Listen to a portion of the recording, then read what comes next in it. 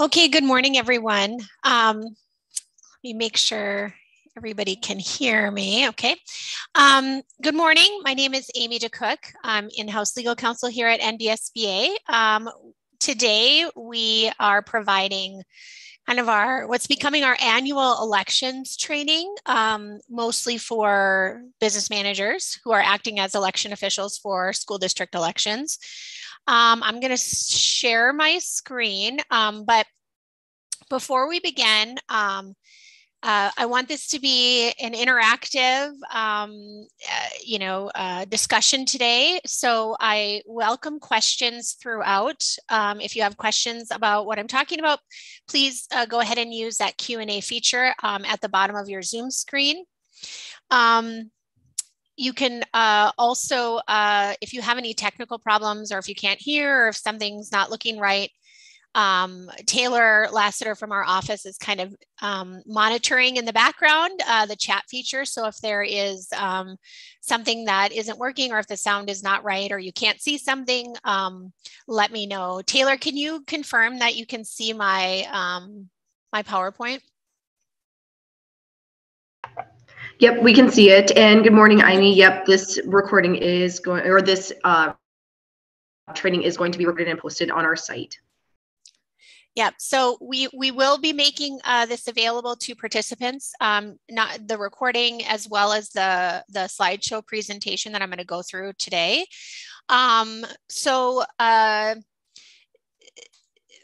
I have a lot of information to share today, but what I wanted to mention first, and in the email invitation that you received for the training, you were offered a hard copy of our school elections handbook.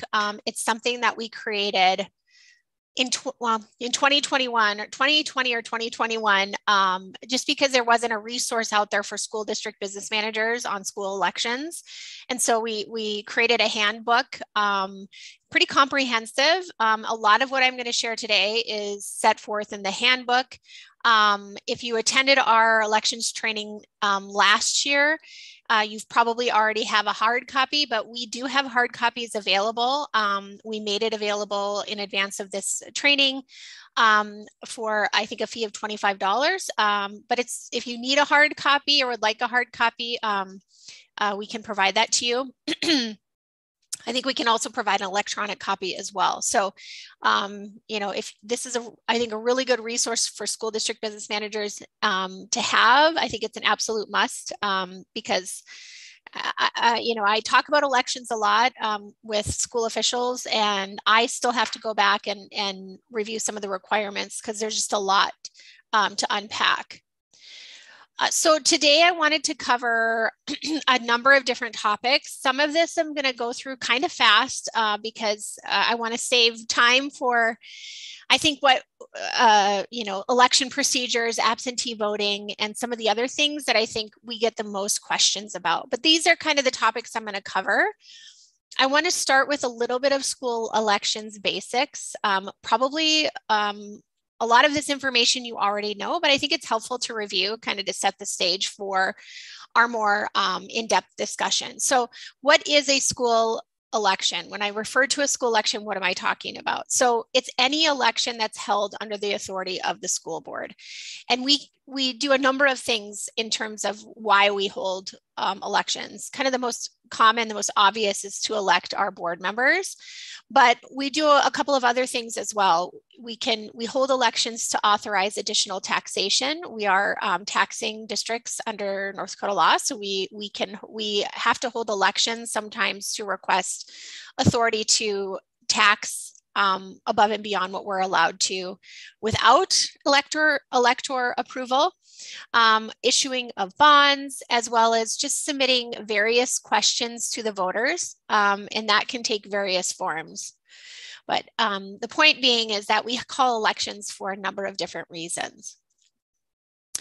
We are required to hold an annual election each year sometime between April 1st and June 30th. If you have proper staggering of your school board member terms, this ensures that you do have that election, at least one seat up for election every year. So if you run into the problem where you don't have a seat up for election in a given year, your terms are probably staggered incorrectly. You should be holding an election every year. Now, there is an exception to that. If you have switched your board to your members' terms to 4 years, the law treats that a little bit differently, and you hold elections. Those terms should end in even numbered years. And so in terms of regular re-election cycles, those are going to end in even years for boards that have terms of 4 years.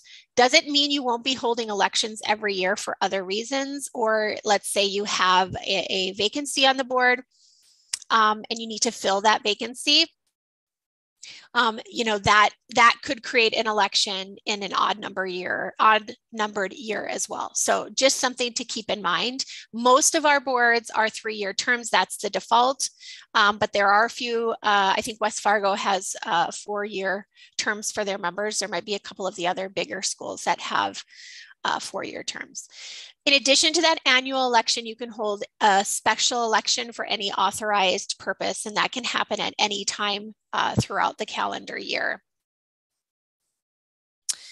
This slide kind of talks about, looks at the responsibilities of the school board versus the school business manager. So the school business manager is considered the election official for all school elections that are run by the school district. So the school business manager is responsible for administering the election. They're responsible for meeting all of the legal requirements and deadlines. They prepare the ballot and process or oversee the processing of absentee voter applications, for example. There's kind of much more to those responsibilities, but those are kind of the general responsibilities. The school board is ultimately responsible for holding a proper election. So even though the school business manager is the election official and has the responsibility for meeting all of the deadlines and seeing to all of the details regarding the election, ultimately, if the election is not run properly, the school board is kind of the one that answers for that. The school board sets the date for any elections. There are some exceptions to that. Sometimes the county superintendent of schools sets the election date or calls the election.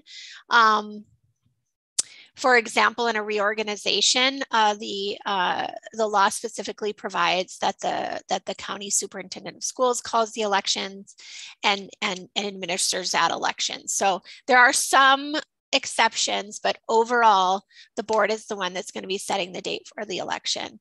The board will largely determine what questions are put to the voters.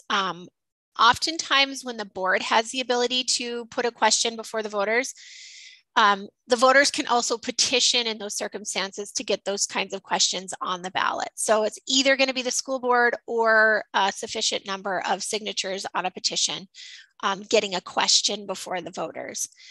And then the school board ultimately acts as the canvassing board, and we'll kind of talk about that in a bit.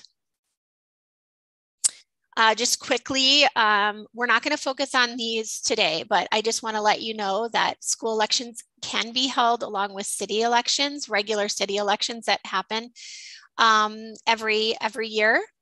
That is addressed in 15.10922. I'm not going to go through those requirements, but just a heads up that it can be held along with regular city elections. And they may also be held in conjunction with county primary elections, which are held on the second Tuesday in June. A large majority of our school district annual elections are held and administered by the school. They are not held in conjunction with the county, but we do have a small percentage that do. Bismarck does that. I believe Fargo does it, and there's a number of other districts in the state that the county they hold their elections in conjunction with county primary elections, which means that the county is the one that's actually running the election for the school district. Just know that there are some requirements in order to do that. If you have any questions on that, please let me know, and I can answer any questions outside of this training. I'm not going to go into detail about this either, but I just wanted to kind of build on what I was talking before. There are a number of different reasons why an election becomes necessary. I've listed more than a handful here. These are not the only reasons, but these are kind of the most common reasons why you're going to be holding an election.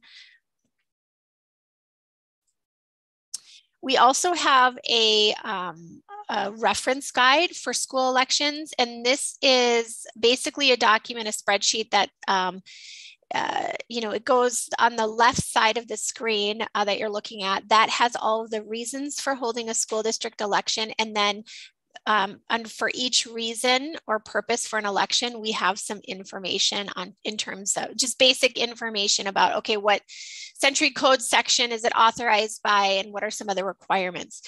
Patty Verdell from our office created this spreadsheet and has used it for years.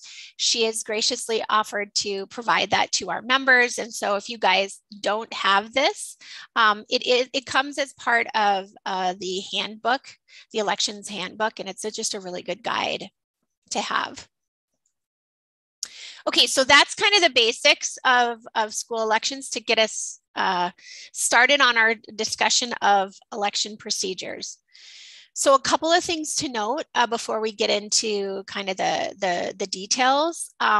With only a few exceptions, most of the requirements and deadlines that we're going to talk about today will apply not only to your annual elections where you elect your board members when seats become available or up for re-election, but they're also going to largely apply to special elections regardless of the issue on the ballot. There are some exceptions to that, and there are some additional requirements and steps when depending on what issue is in front of the or that's on the ballot. One of those examples is when you have a bond measure. I will touch base very briefly on that in a bit, but there are some just notable exceptions or additional requirements. But overall, what we're going to talk about here in the next several slides are going to apply to most elections. So you're going to find the election procedure requirements in kind of two spots in the Century Code. There is a title 16.1, that deals with elections. Now that's largely going to deal with statewide elections, but there are some provisions in Title 16.1, the elections title, that are going to apply specifically to school elections as well. An example of that is the absentee voter chapter 16.1-07. That has a number of provisions that mention the duties of a school district business manager in terms of processing absentee ballots. But overall, Title 16.1 refers to statewide elections. The reason that it's important for us is that school elections are required to be canvassed in the same manner as the election of county officials. That provision is 15.10907. So basically, how all this works is that you kind of have to know which provisions in the election title apply, which do not. A lot of the election provisions related to school boards is going to be found in the school board chapter of the code, which is chapter 15.109. So you're going to kind of have to be familiar with the provisions in that chapter as well as the relevant provisions in Title 16.1. I'm going to unpack that a bit for us. It's a little bit confusing, to be honest. Even for me, the legislature did not do us any favors in terms of how all of this fits together in practice. So we've done our best to unpack all of this for you. One really good resource is our calendar that we put out every year. I thought I put the most recent calendar on here. I will change that before we provide this presentation to you guys. But we put out a sample election calendar every year here at NDSBA. We put one out for 2022. We did have a small, I don't know if I'd call it an error, but we usually base our calendar on the school district holding their election the second Tuesday in June. And so our calendar, our initial calendar that went out this year had the wrong Tuesday in June. It actually had the first Tuesday in June, not the second. All of this, the rest of the deadlines and the information, the calendar were accurate, but all of the deadlines are built off that election day. So we sent out a corrected version because most of our districts hold their annual elections on the second Tuesday in June. So just a heads up there, make sure you are working off the correct calendar. If you rely on our calendar, make sure you have the most updated one. If you're not sure, give us a call. We'll make sure you have the right one. Otherwise, if you have a different election date, you can still use this calendar, but just realize that the sample deadlines aren't going to be matching up with your deadlines, but the information in terms of the number of days before the election you have to do a certain thing is all accurate. You just have to build your own calendar. If you need help with that, please give us a call. We can help you with that as well.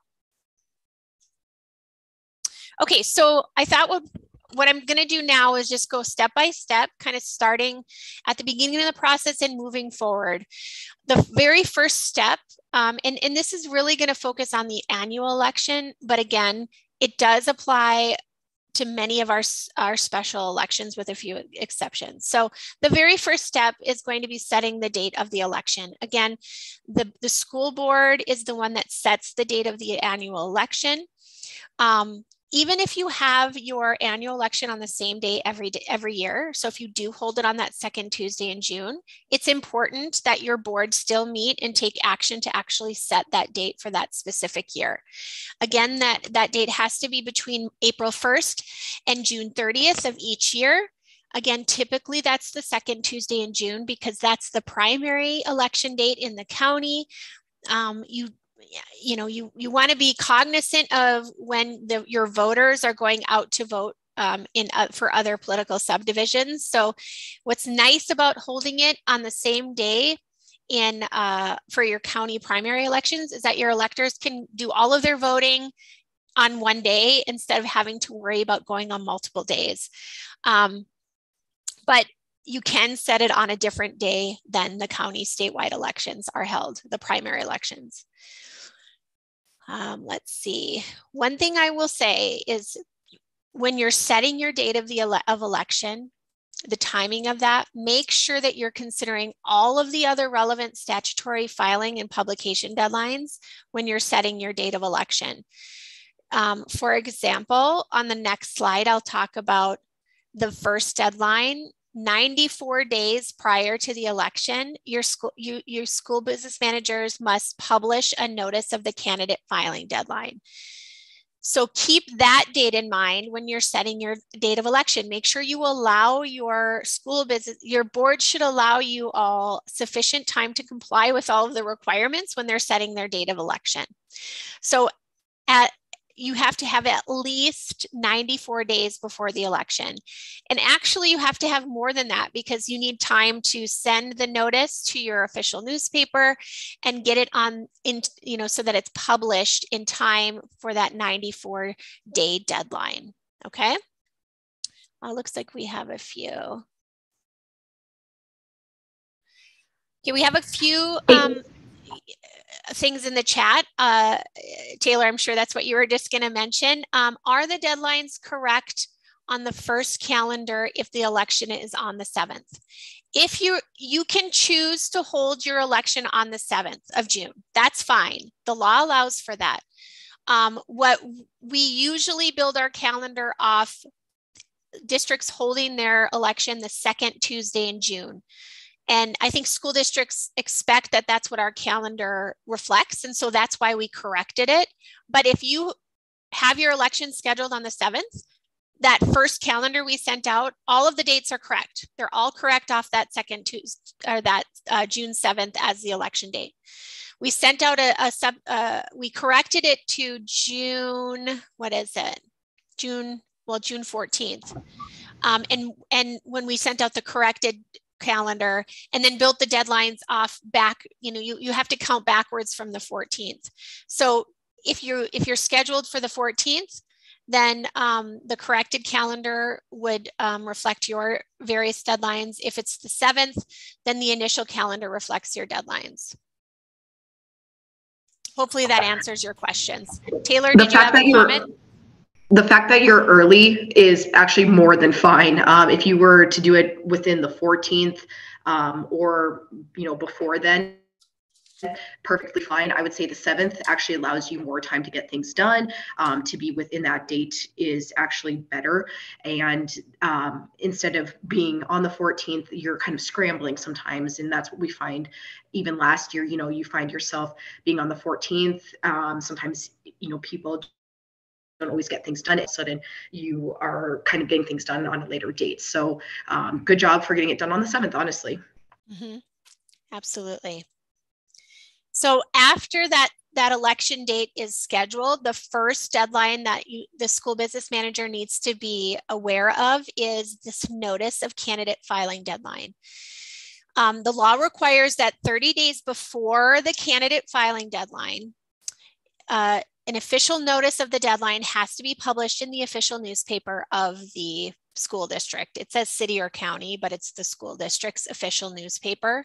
The filing deadline is 64 days before the election. So that means the notice of candidate filing deadline has to happen 94 days before the election, 64 plus the 30 days. So again, you need to be determining ahead of time when you're setting your date before you even set the date of election, when you're mapping out your election for the year, you need to make sure that you can comply with all of these deadlines. And one of the things to keep in mind is knowing your official newspaper, their deadline for submissions, to make sure that you're meeting that 30-day deadline. So if you have a newspaper that only publishes once a week, you have to make sure that you get that notice into your official newspaper so that it can be published in time. If you have a daily newspaper as your official newspaper, you probably have a little bit more flexibility in terms of when you can, put that notice in for them to publish it on time. The point being, regardless of what it is, make sure you know what those deadlines are so that you can get that notice to your official newspaper in time to comply with the publication deadline. So that 94 days before the election, it has to be published at least 94 days before the election. You can do it earlier than that 94th day, but that's the last day that you can do that. We've provided a sample notice here. This one, you make sure that this one has a 4-year term. Again, that is not the default. The default is 3-year term, and you want to make sure that you include all of the offices that are up for election. You may have more than one, but generally this is going to be the recommended content for your notice. It includes, the notice of the candidate filing by 4 p.m., 64 days prior to the election. You'll include all of this in there. It has the election date, the poll hours and locations, and then it also includes information about what the candidate filings need to be. So this is a sample notice. That next step is going to be the candidate filing deadline, the deadline that you provided notice of in the official newspaper. One thing that I'll mention too, kind of going back to this step 2, you're required to publish it in your official newspaper. I also encourage you to include this on your school website, communications to your community outside of just publishing it with your official newspaper. Then it gets the word out in multiple different ways. Hey, Amy, is there a certain number of times that the notice needs to be printed? So the great question. For most of your elections, for your annual election and most special elections, it only needs to be published once. But bond measures, they have multiple publication dates. And I'll cover that very quickly in a bit here. But for your annual election and for most other elections, it only needs to be published one time, at least 94 days prior to the election. So the candidate filing deadline, that expires at 4 p.m. on the 64th day before the election. So what does this really mean? This means that any individuals that are interested in running for open seats on the board must provide these filings to the school business manager by 4 p.m. on the 64th day before the election. There are essentially two filings that need to be included. One is the statement of intent, and the other is the statement of interest. The statement of intent is basically a statement that is signed by the candidate that includes their name and the position for which that they are running as a candidate. That's it. That's the only two pieces of information that need to be included in there. There is a state form called the Affidavit of Candidacy, which meets this statement of intent requirement. It might include some additional things that aren't actually required by the law for a school board candidate, but that's the state form that you can use. Otherwise, the school district can create its own form to provide to candidates, or the individual candidate can create their own form. And it basically just needs to be a written statement that's signed by them, stating their name and their position that they're running for. So in addition to the statement of intent, they also need to file a statement of interest form. That's required by section 16.10902. There is a specific state form that we recommend you use. It's state form 10172. This document is providing information to the voter to get to essentially let the voters know some of the business interests that they do, the candidate's spouse's business interests. It kind of gives more information about the candidate to the voters to allow them to make a decision on the suitability for office. Again, these two requirements, these two filings have to be submitted either in person or mailed to and received by the school business manager by 4 p.m. on the 64th day before the election. There are no exceptions to that. If a candidate does not get it into you either in person or you haven't received it by mail by that time, they cannot be placed on the ballot as a candidate.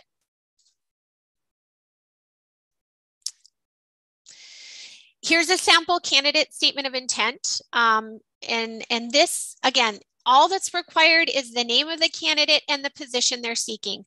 We've provided, this form calls for additional information that might be useful, but again, it's all that's required is the name and the position that they're running for.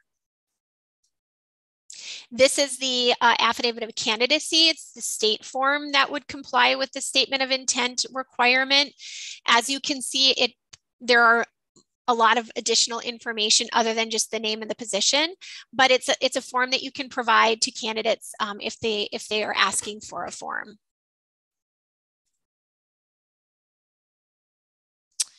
The question here, does the statement of interest form need to be notarized?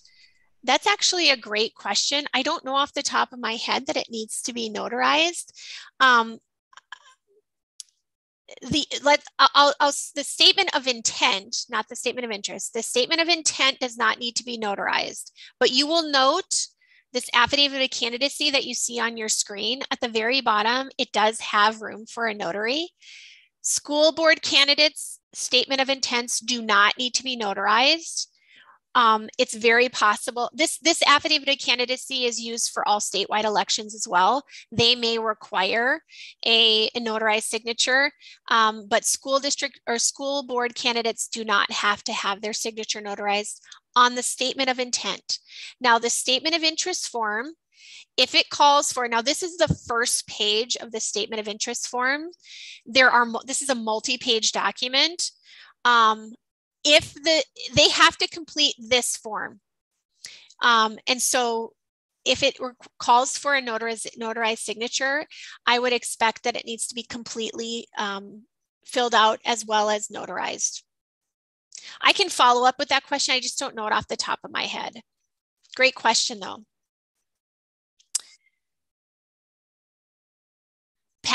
Patty, thanks for weighing in. She says it does not need to be notarized for school board elections. I assume, Patty, you're referring to the statement of interest form. We will clarify that question for the attendees, but Patty is pretty familiar with the requirements, so I'll rely on her for now. A question, what happens if we have 3 open seats and don't receive paperwork to be on the ballot from 3 people? So if you don't, if you have 3 open seats and they're at-large seats and you don't receive, if you only receive filings from 2 people, then you have one of those seats just doesn't have a candidate, and then they essentially can be written in. It's okay not to have a candidate. You may not have any candidates that are on the ballot. That does not mean that you don't hold your election. You still hold your election. What happens then is that a candidate may be written in at the election. Question is, how does the write-in candidate process work? I will cover that here in a bit, so just stay tuned for that. Okay, so that completes the candidate filings. Again, if the candidate filings are not received by the deadline, they cannot be placed on the ballot. So the next deadline to worry about is the preparation and printing of the ballot deadline. That has to occur at least 40 days before the election. There are a couple of things that you have to make sure that your ballot has. It has to include the words official ballot at the top. It has to include the name of the school district and the date of the election. It has to include the number of persons to be elected to each office. And then below the list of candidates for each office, you have to have blank spaces in which names not printed on the ballot may be written in. So that's where the write-in candidates would be written in. I will just say that there is no, you don't have to, if you have somebody that wants to essentially campaign to be a write-in candidate, maybe they missed the filing deadline, and they're campaigning for people to write in their names. All that's required is that the elector or the voter write in the name of the candidate on the ballot at election day. There is nothing prior to election that a quote unquote write-in candidate would have to do in order to be written in on the ballot. That is different for statewide elections, but for school elections, there's really nothing. It's really a simple process. You just write, the elector just writes the name in for the candidate. Now the candidate still has to be eligible to take a seat on the board if they receive the highest number of votes. But the write-in process is literally just the voter writing in on the ballot on election day or on the absentee ballot, whatever the case may be. Okay. All right. A couple of questions. If we have seats for different terms, a 1-year and a 3-year, do we have the candidates specify which seat they are seeking? Yes, that's a great question, Lori. You want to, on your notice of candidate filing deadline, that very first thing you publish 94 days, at least 94 days before the election, that notice has to include the offices that are up for election. So for that one, you would have one seat with a 1-year term and the other seat with a 3-year term. And the candidate should specify, in that case, the candidate should specify which seat they are seeking to run for. So in that statement of intent, where they identify their name and the position they're running for, they would have to indicate either the 1 or the 3-year term that they're seeking. Great question. Kathy's question, we need 3 documents: statement of intent, statement of interest, and affidavit of candidacy. No, 2 filings, the statement of intent and the statement of interest. The affidavit of candidacy is the state form that is often used to comply with the statement of intent requirement.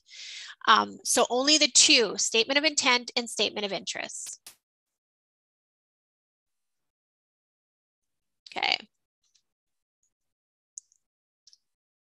Here's a sample official ballot. This is one that I think Patty prepared when she was a school business manager at Edgeley.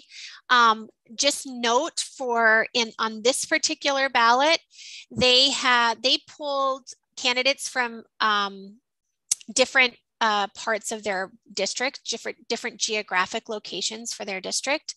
That is not the case in all districts. You may, many districts just do at-large seats, and so your ballot will look a bit different, but this is just a sample ballot just so you can kind of see what one would look like that complies with state law.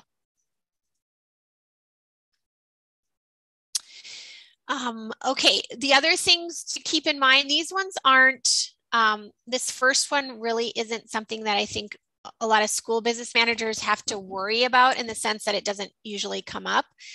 But you are required under the Federal Uniformed and Overseas Citizens Voting Act to have ballots available at least 46 days before the election for any overseas or military voters. When I've done elections training, I don't think I've ever had a school business manager indicate that they've had a military or overseas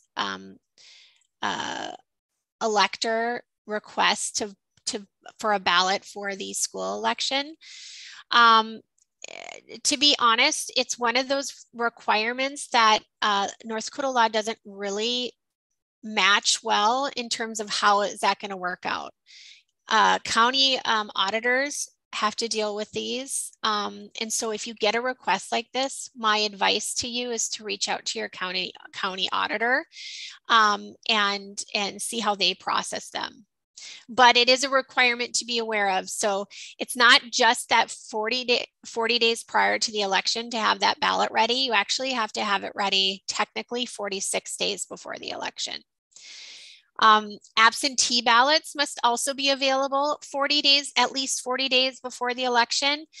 And for absentee ballots, the key here is you have to include a sufficient number of absent voter ballots that you may reasonably be requested in terms of absent voters. So you have to have a sufficient number by that 40 days to start providing to absentee voters that might be requesting it.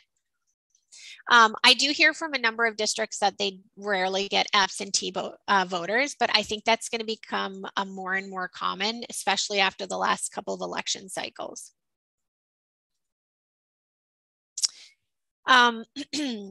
The next step in the process is the designation of precincts and polling places. This requirement is found in 15.10913. At least 35 days prior to the election, the board of each school district must designate one or more precincts for the election.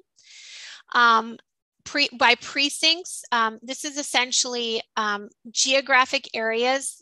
You break up your district into precincts that are geographic areas that kind of bode well for organizing and administering elections. So most districts in North Dakota only have one precinct, and the precinct is the entire school district. But if you have depending on how your district is geographically set, what your geographic factors are, it might make more sense to designate multiple precincts. And that might depend on, where the cities are located in your district, how large your district is geographically. It might make more sense for your electors to have multiple precincts, which contain at least one polling location. So it's really going to be dependent on your district and what the geographic factors are in your district. Again, the law requires you to designate at least one precinct for every election. I recommend that at the time that you set the election, before all of these deadlines we've talked about, I recommend that the board designate the precincts at the time it sets the election date. It doesn't mean it can't come back and designate additional precincts or change those precincts, but all of that needs to be done at least 35 days before the election. Also, at least 35 days before the election, the board is required to designate one or more polling places for each precinct. Polling places have to be located as conveniently as possible for voters in the precinct. If you only have one precinct consisting of your entire district, you're only required by law to have one polling place, but you can choose to have multiple polling places within one precinct. Again, the key here is to think about what is convenient for voters on election day, and then go from there. Do you need to have more than one polling place due to convenience of the voter? Once a polling place is established by the board, it must remain a polling place until it is changed by subsequent action of the board.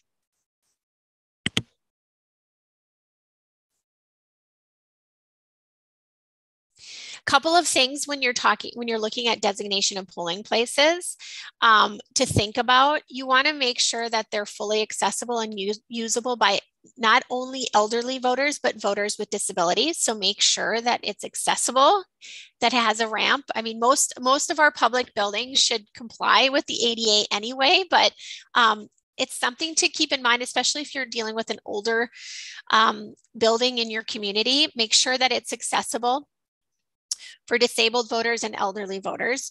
Make sure it's large enough to accommodate all of the election day activities, and that you're required to have a specific number of election booths or compartments for voters to go in and cast their ballot. So make sure the space is large enough to accommodate everything. Make sure that the space that you're using is generally free from other non-election related activities. So if you're going to have it at your school, which is perfectly acceptable, make sure that school-related activities do not interfere with the polling place location. Make sure it's smoking and alcohol-free, and make sure that it's located within the applicable precinct boundaries. So make sure it's actually located within your district.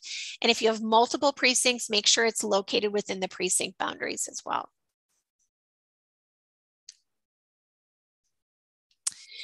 The next thing to worry about is the board needs to set poll hours and appoint election workers. I will highlight again, the board appoints election workers and the board sets poll hours. There is no deadline to set the poll hours or to appoint the election workers.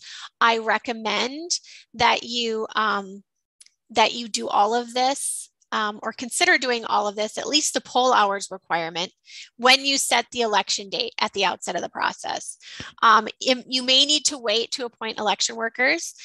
Business managers are usually tasked with finding election workers, so you may not have all of those folks lined up when your board is setting the date of election. If you do, great, you can appoint those election workers at the outset of the process. But if you don't, it can wait till later in the election process to set those or to appoint those election workers.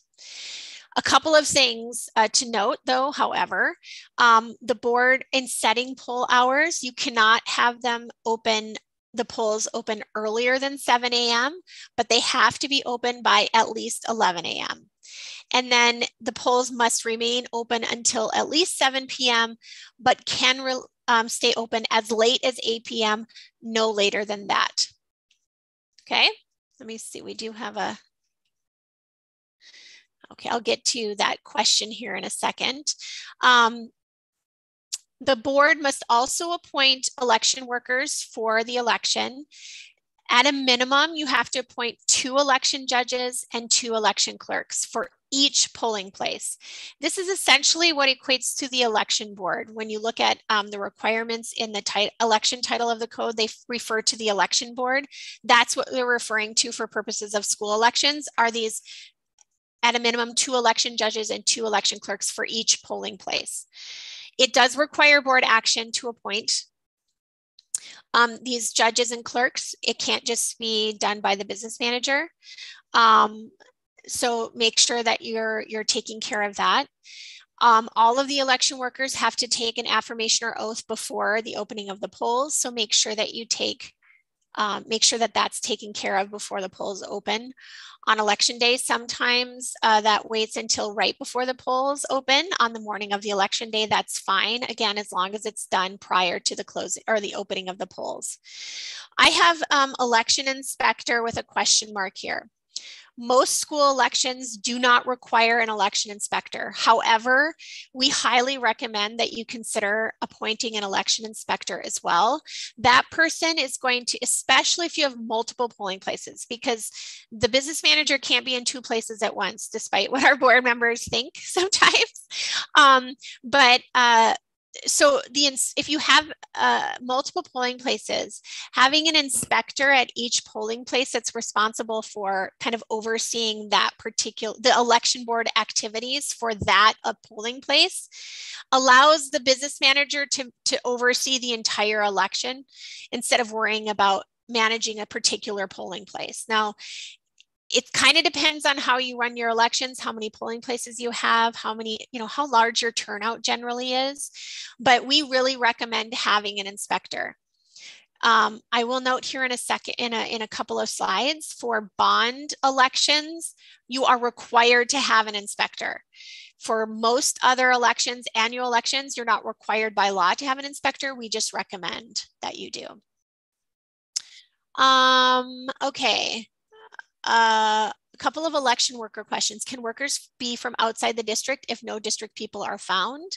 No.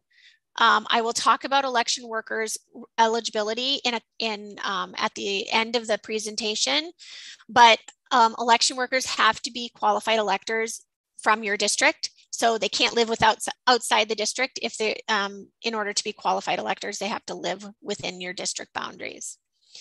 What is the best action to take when an election worker calls in sick or decides they can't make it? Can the business manager quickly call someone without board action? That's a good question, Michelle. The law requires that the board appoint the judges and clerks, okay? However, if you have an emergency on election day, you may need to call somebody in. I like to set alternate. I don't think it's a bad thing to have your board appoint alternate election workers. Now, most districts have problems finding ones that will actually serve. So I don't know how likely it is to have alternates, but if you can work that out, have some in the wings that in the event of an emergency or if somebody bows out, you can call on somebody. Amy? The key, yep. Go ahead, Patty. We had this happen in Edgeley, and I called the Secretary of State's office, and they said that there is a provision in the elections section, I believe, I could look it up, but that says if you have a missing poll worker or somebody who becomes ill after they've started or whatever, that you can have someone else come in and take their place. And we had this happen in Edgeley, and we ended up appointing one of the janitors who lived in the Edgeley area come in. She knew everybody, and that worked out great. So I think there is a provision in law somewhere in that 16.1 section that says you are able to appoint if something goes awry with an election worker. Okay, we will follow up on that to make sure that that's the case.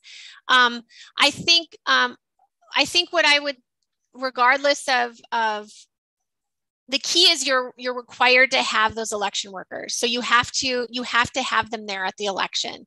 If somebody calls in sick or doesn't show up, you have to find somebody to replace them. The key though is that whoever you get to replace has to be a qualified elector within the district. If you have multiple precincts, they have to actually be a qualified elector within that precinct as well. They have to be able to vote at that polling place themselves. So that's something to keep in mind. Let's see. Can the board give the business manager authority to appoint the judges and clerks? The law does not specifically allow for that. I recommend that the board confirm the appointments. It is very common for the business manager, like I said before, to find and identify the election workers, and then make those recommendations to the board, and the board should follow those recommendations generally, rather than giving authority over to actually appoint judges and clerks. Again, if you have an emergency on the morning of election and you need to find a worker, you don't have time to have your board meet and confirm the appointment. The key though is that you need to find somebody who's qualified to serve in that spot. That's the key. Let's see, Can you have more clerks and judges if you are doing a bond due to how many voters are coming in?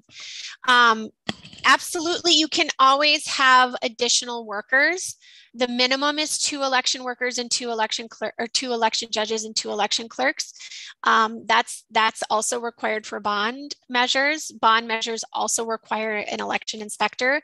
Those are the minimum requirements. You can have more election workers than are required by law.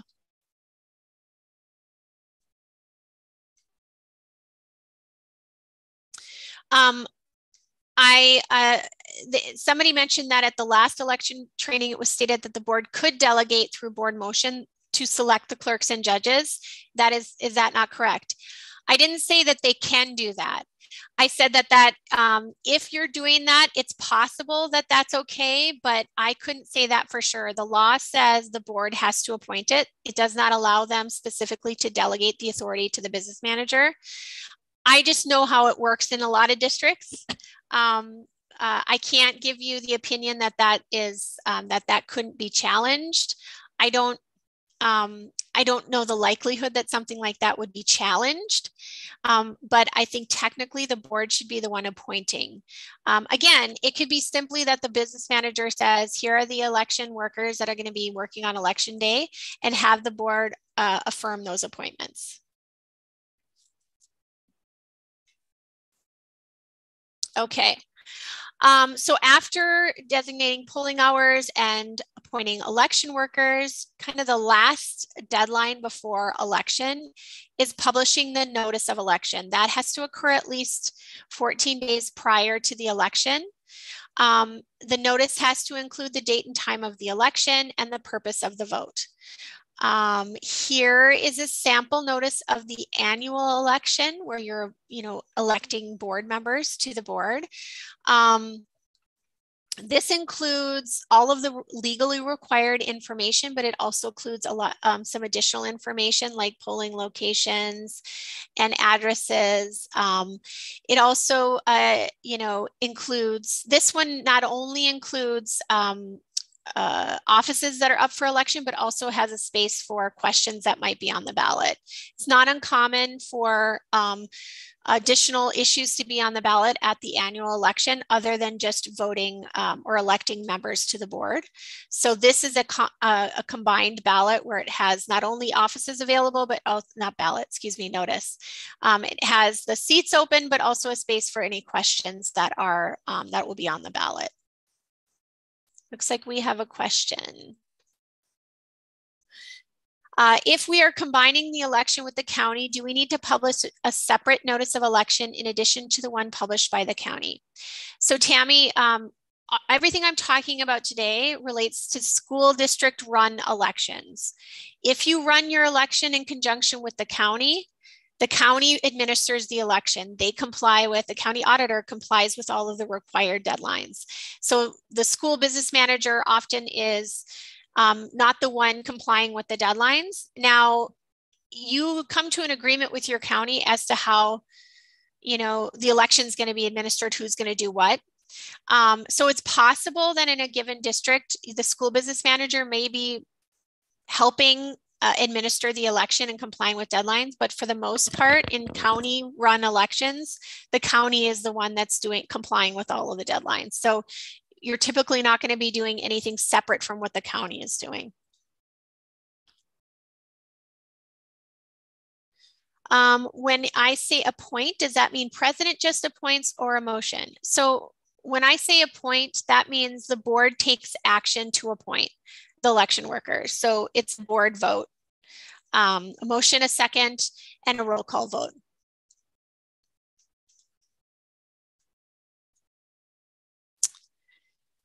Okay, so the next couple of slides have a lot of information on it, and I'm not going to go through all of it, but what I wanted to do is just set forth what happens on election day. So step 8, we've arrived at election day, and I've kind of divided what happens into 3 categories or timeframes.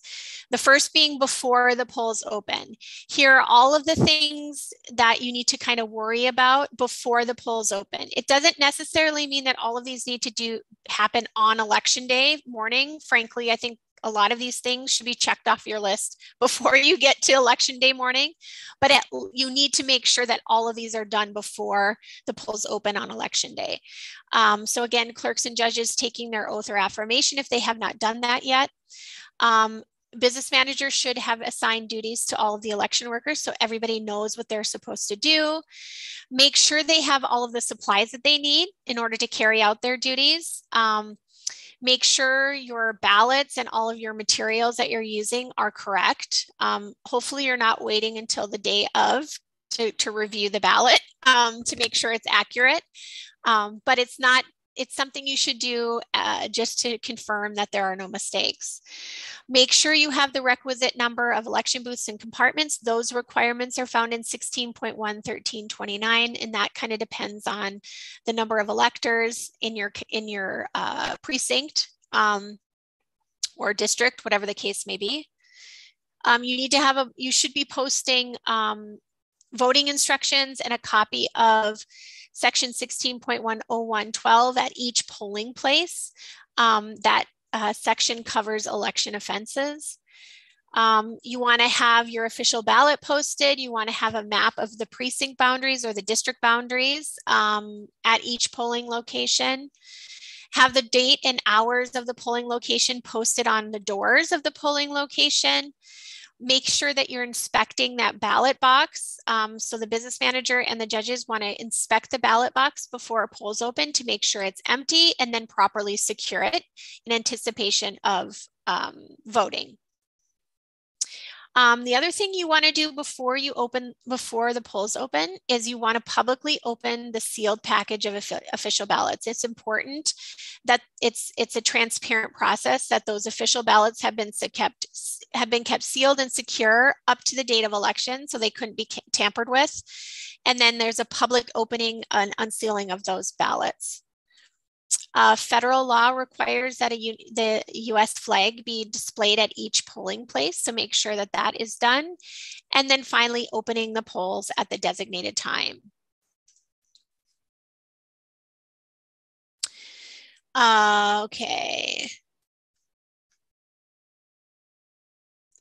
A question, you have to have election workers from city and rural? All of my workers live in city limits. Is it required to have the workers from each of the position areas? So Lana, your district might be one of those districts that pulls candidates for the board from specific geographic voting areas.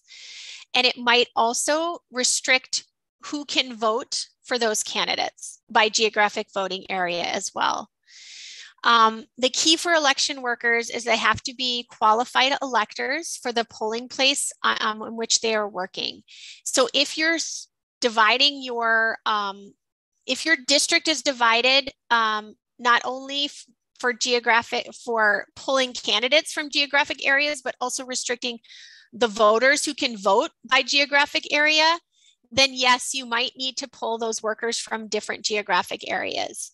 But if it's at-large voting, then no, you don't. But if you have multiple precincts, they would need to be able to vote at that precinct polling place. Hopefully that's clear. Another question, we don't have to publish the ballot, do we? Just make sure it's ready 40 days prior to the election. Don, yes, that's correct. You do not need to publish the ballot. You do not need to publish the ballot. The only two things you need to publish are the notice of candidate filing deadline and the notice of election. You do not need to publish in your official newspaper the ballot. You can, but you're not required to.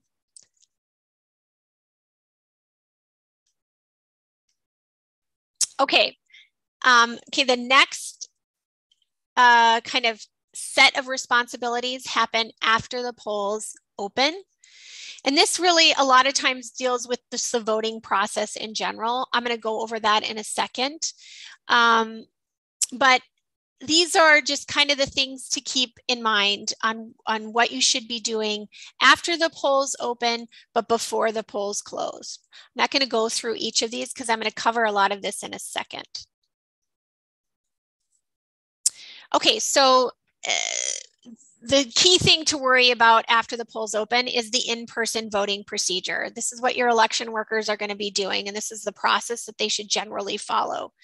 So as an individual enters the polling location and approaches the election clerk's table, you should have your maps, your instructions, the copies of election offenses, and the copies of the official ballots.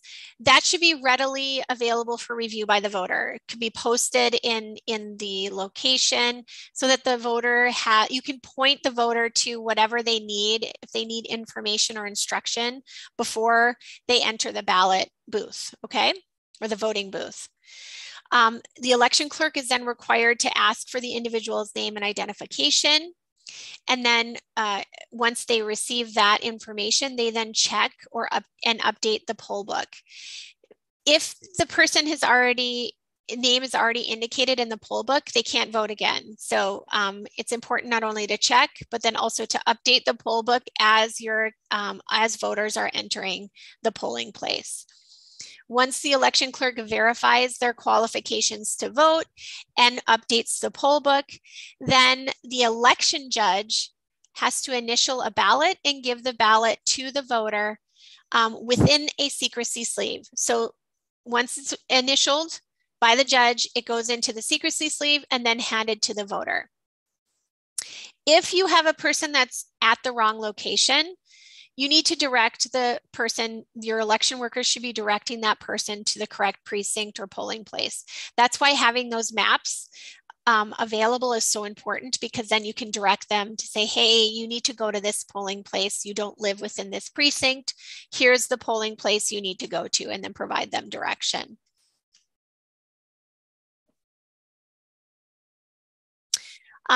Janice's question, can you explain duties of judges versus duties of clerks?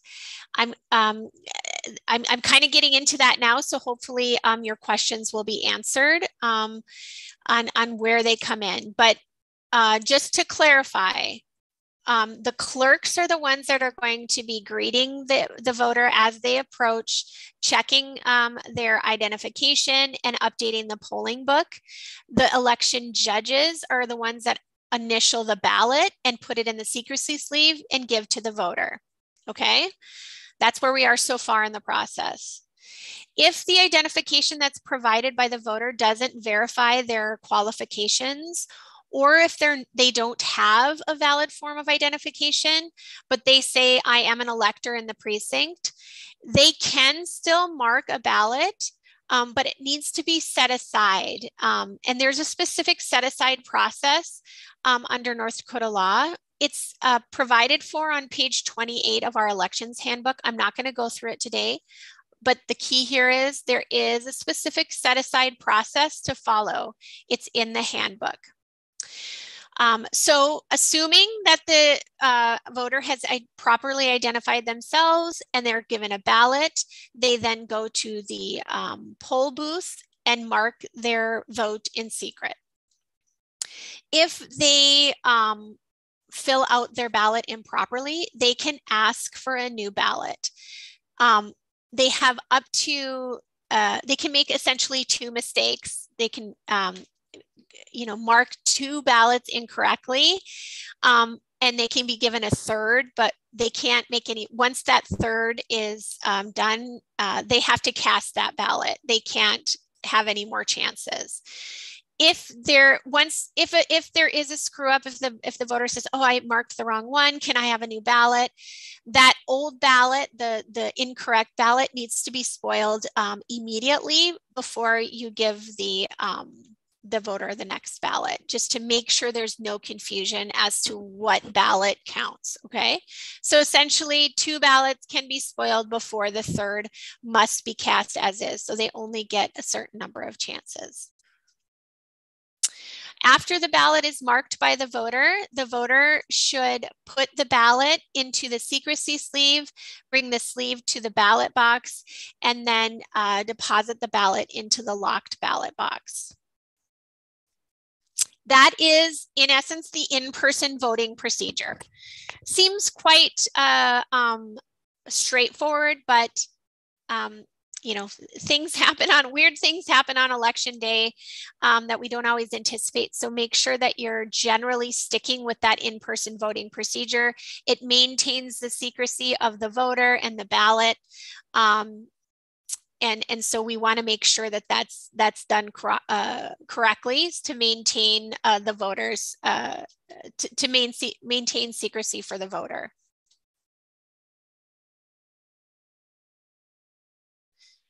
Just to clarify, every ballot gets put in a secrecy sleeve before giving it to the voter. Does it matter what we use for secrecy sleeve? Answer, yes, every ballot must be included in the secrecy sleeve. Once it's initialed by the clerk, by the judge, it's put in the secrecy sleeve, then handed to the voter to take to the booth. The law doesn't prescribe a specific secrecy sleeve. I think it's just something that maintains the secrecy of the ballot. So that, frankly, the election workers can't tie the voter to the vote. So they can't see it. It's to maintain the secrecy. So, you know, you can use just I know when I voted, it's just a sleeve. It's not an envelope. It's basically an envelope without a flap, and it's just put in and make sure that you can't see through it. I guess that's my advice for that. Patty, you just jump in here if you have anything that you need to say. Well, the one thing I'm going to tell everyone is that we had talked about appointing the judges and the clerks, and I looked in the North Dakota Century Code 16.1-0502, Part 5, and the last sentence of that Part 5 is talking about where if the election board fails to show up at the appointed time, the business manager is notified, and there's a process there for, it says, if no members of the election board appear at the hour appointed for operating the polls, the qualified electors present shall call the county auditor, city auditor, or school business manager as appropriate, in our case, the school business manager, for instructions, and then orally elect the board as nearly as possible in conformity with this section. So there is a way to seat them quickly, not necessarily as pretty, but there's a process in mind. I also see there's a, Dawn had put in the chat that you needed 2 poll books, and I think you're going to cover that, aren't you, Amy?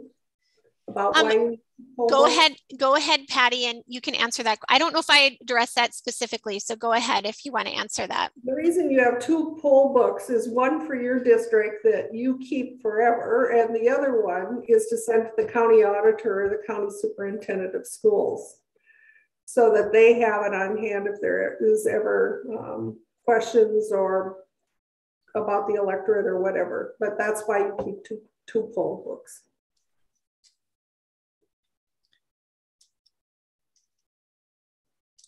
Okay.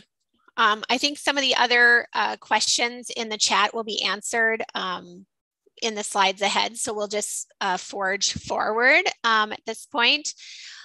So the last slide covered the in-person voting procedure. So that's what happens after the polls open and before the polls close. Once the polls close, that's when the judges count and canvass the votes. This is the judges count and canvass. This should not be confused with the official canvassing of the votes and the finalizing of the election by the board that happens at the canvassing meeting. It is the judges count and canvass. So it's essentially kind of an unofficial canvassing of the votes on election night. Once the judges start their canvassing, that has to continue without adjournment until completed, and it must be open to the public. So the judges need to do it where the public can see, and the public must be allowed to observe. I don't know how often or how common it is to have the public actually observe that process, but it has to be open nonetheless. After the judges canvass on election night, They sign the returns and then file that with the business manager. We also recommend that you wrap all of the ballots and return them to the business manager. I generally recommend that you wrap write-in ballots separate from all of the other ballots, because the board on canvassing night at their canvassing meeting might want the opportunity to review those write-in ballots to make sure that they are that they're accurate and can be counted. And so having them separated out from the rest of the ballots is not a bad idea. So that's just a general recommendation. All of the reports, poll books, oaths from the election workers, and any other materials that are used during election day should all be returned back to the business manager on election night. And then the business manager is required to secure all of the ballots in a fireproof storage location in advance of the canvassing meeting that occurs by the board. Okay, so that's kind of election day in the before, during, and after timeframes. We've included a sample poll book, tally list, and official returns forms. We have all of these available. We also, and they should be included in the election handbook if you received a hard copy or an electronic copy of the election handbook. So all of these things that I'm referencing in terms of sample forms are all included. This is also a nice poster to have posted in your polling places. It explains the identification requirements for voting. So if you have somebody that doesn't have proper identification, it's easy to say, okay, here are the requirements. Here are the acceptable forms. Here, this also has a description of the set aside ballot option. So that procedure. It also covers supplemental documentation that can be, if they don't have a valid form of identification, they can submit supplemental documentation to vote on election day. So it includes a lot of really good information that you can have at your fingertips. So I recommend having these types of things posted and available on election day in the polling place so that you can access the information if you need to. All right. Hey, Amy, real quick question about the poll books. So could you copy one poll book and send to the auditor, or do they have to be both be originals? Pat, I don't think the law actually requires that you have two poll books. I don't think that's a requirement, but I think what Patty, you recommend that you're filling out essentially two poll books at the same time as people vote, right? I am, and the reason for this is when you have two poll books filled out by two different people and you're canvassing by the school board, you've got two books to look at, not one that they're passing around, all huddled around, trying to figure out who's going where. But you can also see if there's discrepancies, and that's a double check to make sure they all have the same number of voters.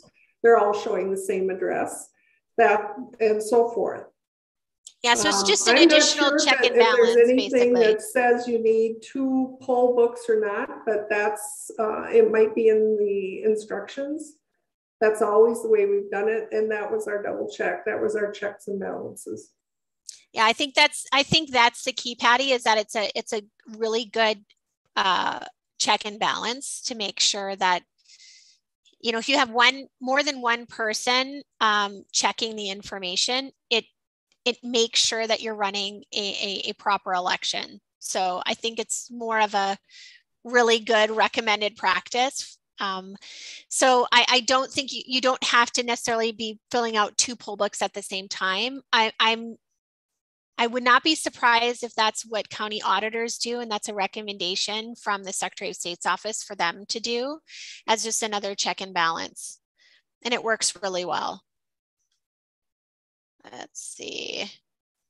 How can you get the flyers?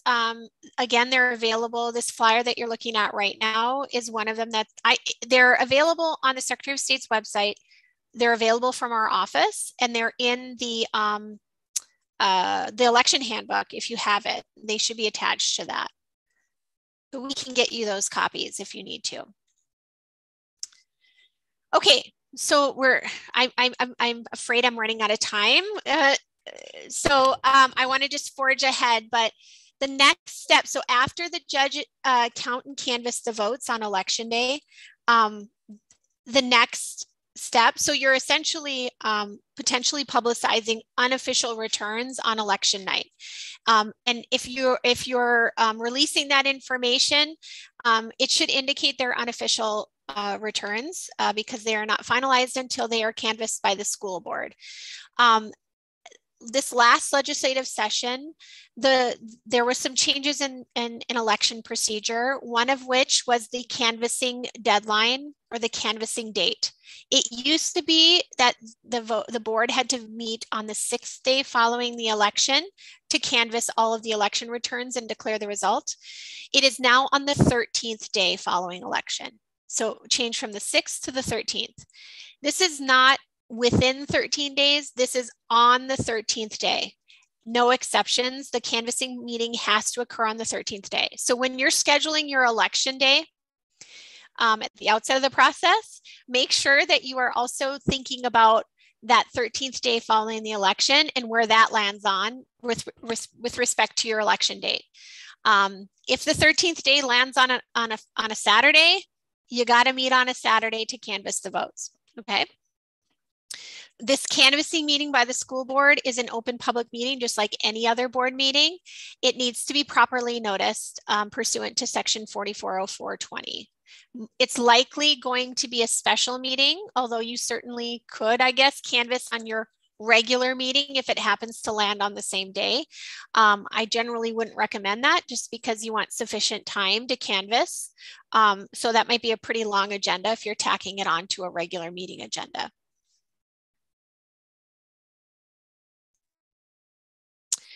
Okay, so one of the things I think that had been lacking on is what actually happens on canvassing night.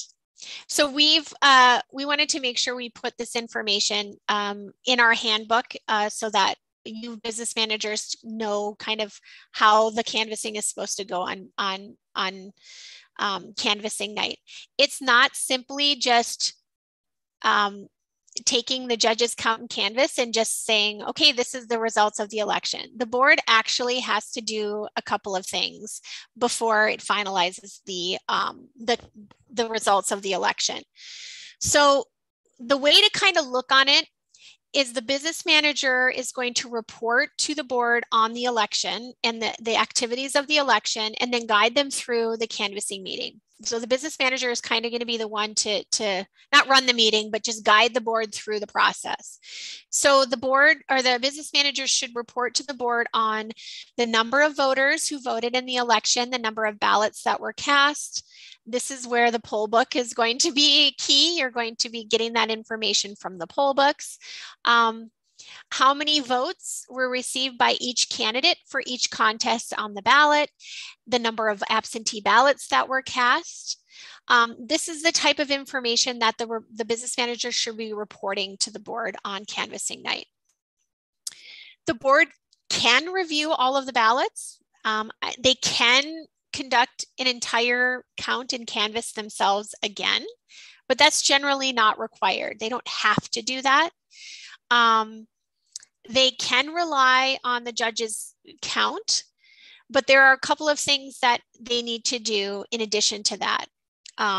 One thing that I think is not uncommon, or maybe, one set of ballots that they might want to look at is the write-in ballots. If you have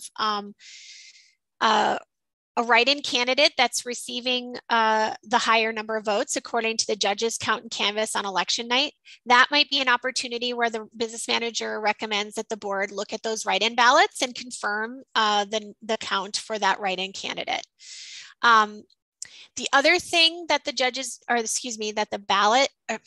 that the board needs to do on canvassing night is to make any necessary rulings on absentee ballots that were received after the judge's count or after on election night or after the deadlines provided by law, that don't have postmarks or legible postmarks, or any ballots that were rejected. On election night, the judges are going to be, when they're looking at the ballot, and you know what, I don't know if I covered that. Let me just see if I might have missed a slide here.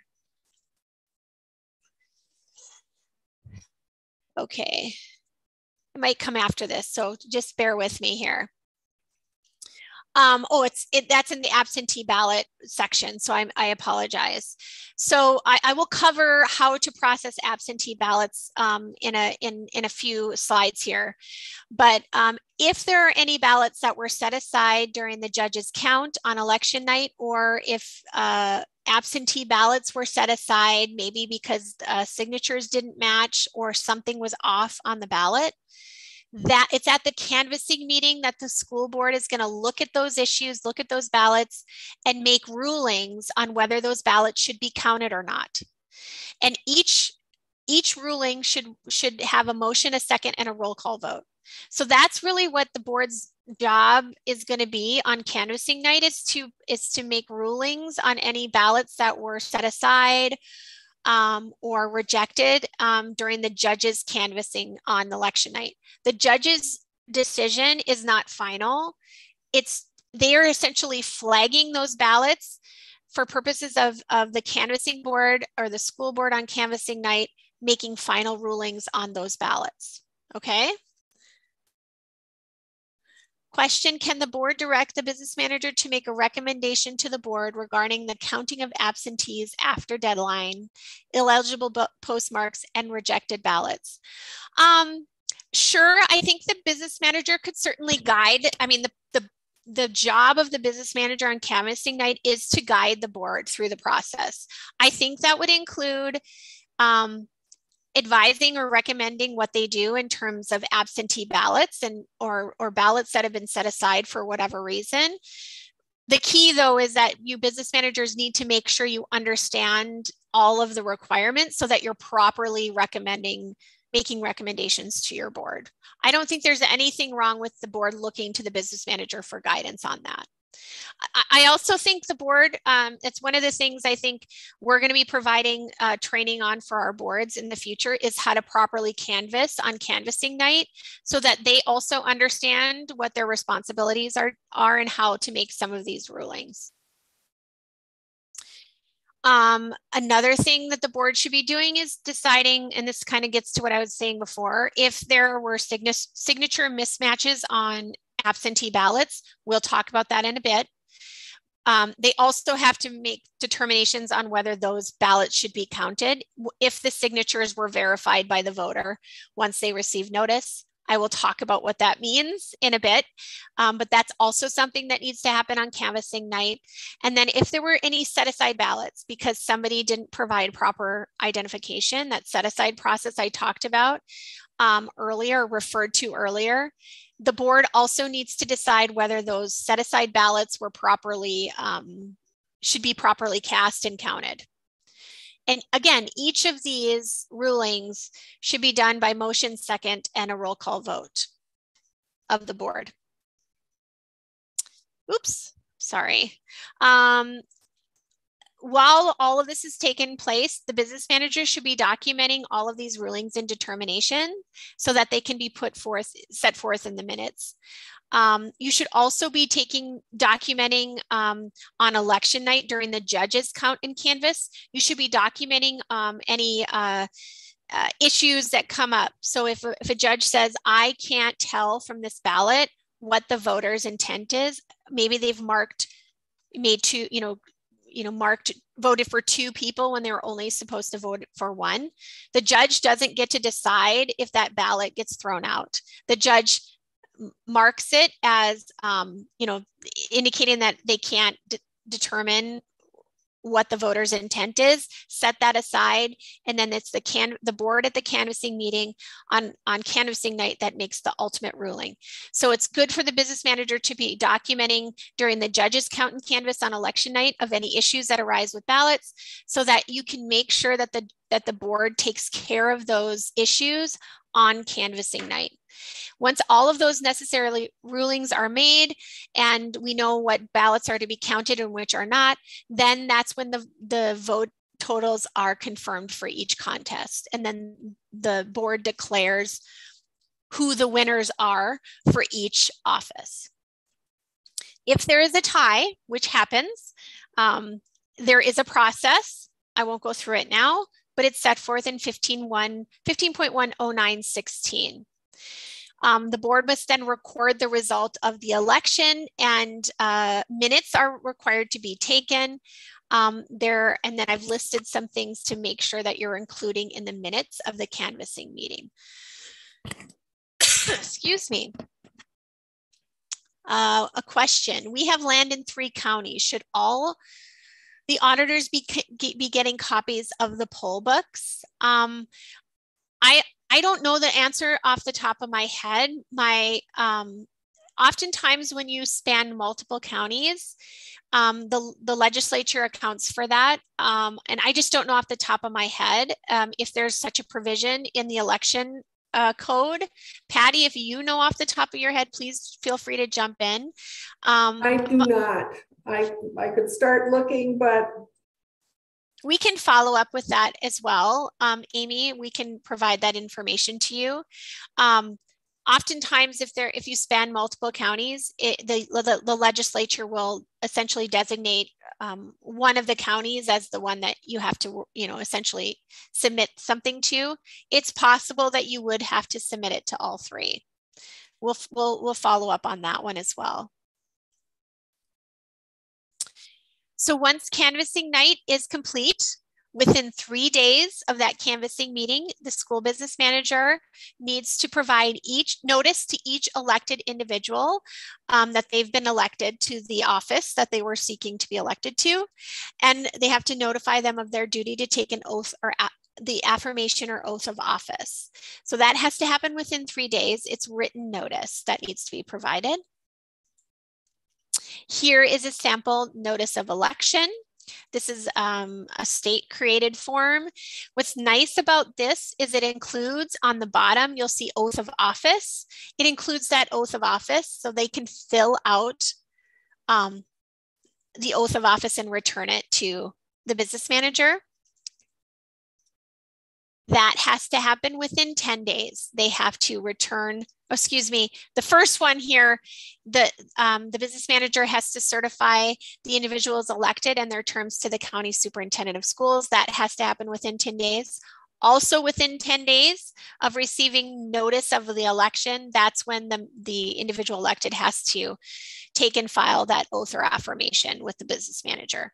So that's why I like this notice, is because it already includes the oath of office. And so when they receive the notice, you can instruct them to complete the oath of office and return it to you within 10 days of receiving that notice. If you're the oath of office also needs to be taken before they commence any duties. So if there's going to be a board meeting held with sooner than 10 days after they receive that notice, and you want that person to be seated at the board meeting, they have to take that oath of office before they would commence duties. I don't know how likely it is you'd be holding a meeting within that 10-day period, but if you do, they have to complete the oath of office before they commence any duties as well. Amy, you should mention that they can't perform those duties if this is a regular school board election before the 1st of July. They have to wait until the old term, the old fiscal year is over with. They can't. So if they got elected on the 14th of June and the board had a special board meeting the 24th, they're not eligible. That's true. They have to wait until they're in the new fiscal year.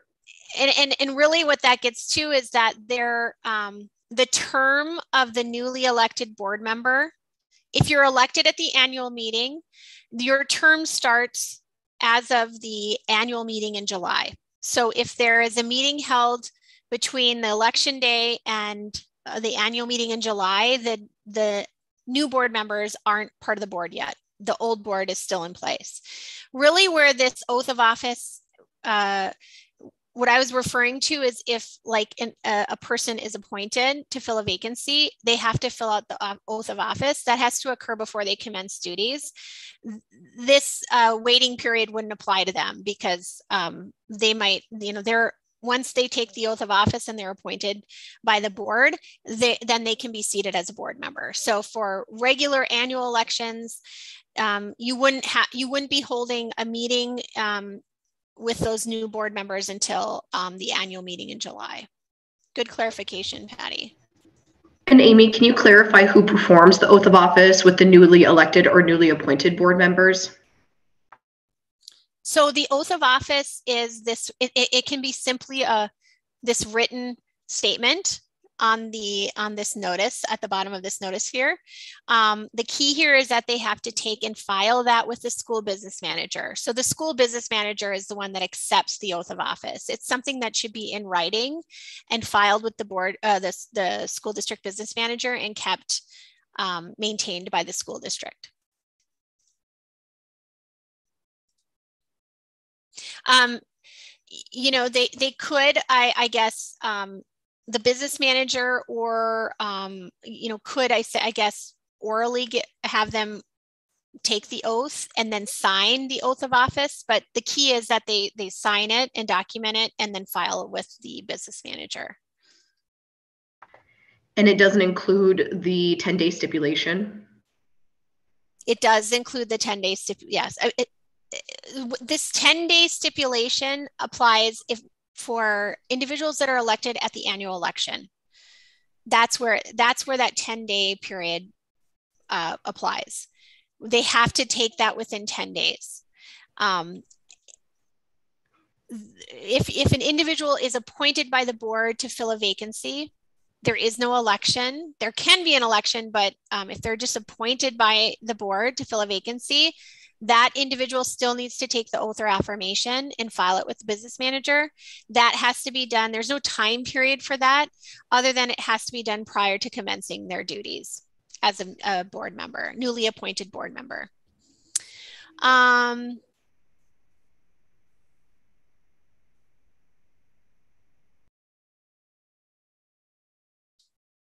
I'm not sure, Lori asked the question, the oath of office does not include the 10-day stipulation. I'm not sure if you're referring to the notice, the one on the screen. But if an individual is elected, they have to take that within 10 days after receiving notice of their election and before commencing their duties. So it is, I don't know if the form that I was showing you on the screen contains the 10-day requirement, but it still needs to be done within the 10 days. Hopefully that's clear. Here's another example of an oath or affirmation separate from that notice of election. So if you don't utilize that state form, here's another oath of office form that you can use for your newly elected candidates. Okay, I just want to make sure I covered everything here. Okay, I'm gonna not talk about school board bond measures for the sake of time because we're running short on time. The only thing I want to highlight is that there are specific requirements for school bond measures. So putting that question on the ballot, it's a whole process. We've outlined it here in the slideshow. It's also detailed in the handbook. The thing I will note is that there are different deadlines attached to bond measures and different requirements. So there's restrictions on when the election can be set based on when the passage of the initial resolution happens. In addition to 2 judges and 2 clerks, you have to appoint an inspector for each polling place for a bond election. So and then when the notice of election is published and how often is different for bond measures. So the key here is just that there are different requirements for bond measures. that are outlined in the slideshow that you'll get after this presentation, and in the handbook that that is available for you. Do board members need to take the oath of office before canvassing at the school board meeting? No. This is kind of the difference between a county election and a school board election. So the canvassing board, the election board and the canvassing board for the county is handled a little different than for school elections. School board members are not required to take the oath of office, but it's possible that the county has different requirements. Hopefully that answered the question. Okay. Now I wanted to just run through the absentee voting process really quickly. Absentee voting must be allowed in every election. So even though you don't typically, even if you're in a district where you don't typically receive absentee voter applications, you need to be prepared to do so every election. So even though if you haven't, people in your district haven't done it before, you need to be prepared every election to do that. Again, absentee ballots must be available to voters at least 40 days before the election. You have to have a sufficient number available for use by all voters likely to require such ballots for that election. So you kind of look back at the average number of absentee applications or ballots that have been requested in the past, and kind of make that judgment call to make sure you have a sufficient number to supply to absentee voters. So the process for absentee voting starts with the application by the voter. North Dakota law allows that at any time during the election year, a qualified elector can apply to vote by absentee ballot at the annual election or the next occurring election. So that can happen at any time the qualified vote during the year. The qualified voter can apply to vote absentee.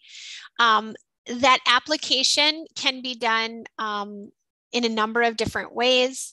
It can be, you can ask for ask for the application and actually apply for an absentee voter ballot by delivering it personally to the business manager, by fax, by email. Regardless of how they ask for the application or actually submit the application, it can be done in a number of forms. So you kind of have to be ready to receive those requests and those applications in a number of different ways. They can also receive an application from your office, from the school district business manager, or they can get it from the Secretary of State's office, or they can actually go to their city or county auditor and ask for that application as well. There's kind of a generic application form that can be used not only for statewide county elections and city elections, but also for school elections. When somebody asks you for an application form, we strongly recommend that you utilize the state provided form. It's form 51468. That application was recently updated due to changes in the law this last session. So I think it was just updated in maybe February of this year. So please, if somebody asks for an application from your office, give them the state provided form. You can create your own application form that complies with the requirements of the law, but it's much easier just to utilize the state form. Here is the state form. It was updated in February of 2022, so it's brand new, hot off the presses. And I guess what I would say is just to make sure that this is filled out completely. You'll notice at the top, it talks about which elections they're applying for. So you'll see that there's a school election choice there. Hopefully that's what's indicated on the application when you receive it. If you receive an application from a voter and it has the June primary election or the November election, general election noted, I would forward that on to your county auditor and let them know that you received an application from a voter. And it probably should have been directed to the county auditor, but it was directed to you. And we've also, the Secretary of State's office is also advising county auditors to also do the same to you. So if they receive an absentee ballot application with the school election option checked, they are supposed to forward that application to you for processing. Hopefully that's happening. That's what they've been instructed to do. And then we would expect that you would return the favor if you receive applications with their June primary election or another election checked, that you would forward it to the proper auditor as well. I got a question. When you say election year, does that mean calendar year or school year? We had a bond election on December 1st. Do I have to send absentee ballots for the annual election to the people that requested absentee ballots in the December election? So election year means calendar year. It's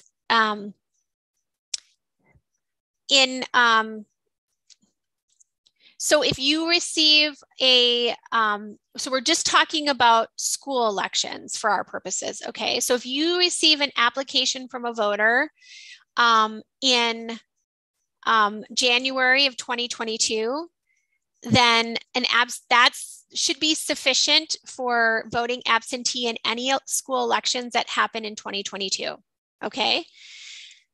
Your example, if you had a December 1st election, so that was in 2021, their application would only apply for 2021 elections, not for 2022 elections. So the voter would be responsible for submitting another application in 2022 if they want to vote absentee in elections that occur in 2022, including the annual school election.